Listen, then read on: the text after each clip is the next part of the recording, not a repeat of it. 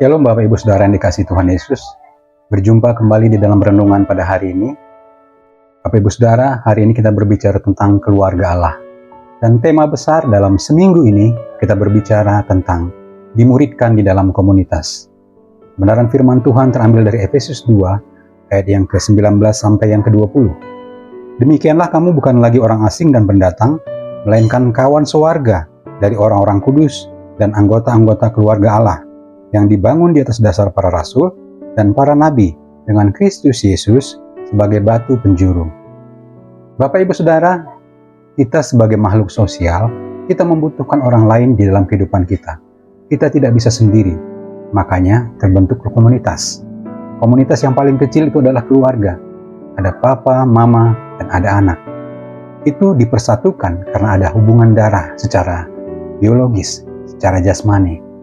Nah, hari ini kita belajar bahwa Rasul Paulus menuliskan kepada jemaat di Efesus bahwa mereka yang ada di Efesus, ketika mereka percaya kepada Tuhan Yesus, mereka lahir baru, mereka masuk ke dalam satu keluarga, satu komunitas, di mana mereka dipersatukan oleh darah Kristus.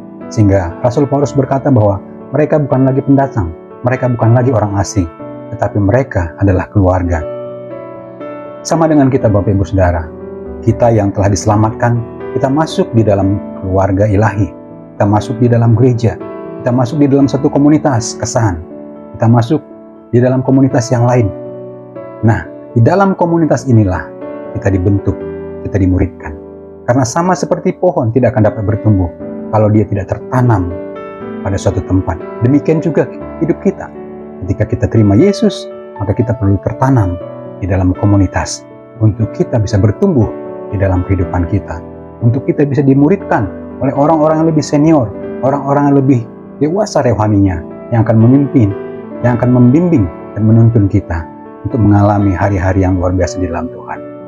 Bapak Ibu Saudara, hari ini kita belajar bahwa kita yang telah menerima Yesus Kristus sebagai Tuhan, kita bukan orang asing, tapi kita kawan sewarga. Kita adalah kumpulan orang-orang yang ada di dalam komunitas yang mempermuliakan nama Tuhan. Biar kebenaran firman Tuhan bisa menjadi berkat bagi kita semuanya. Tuhan Yesus memberkati.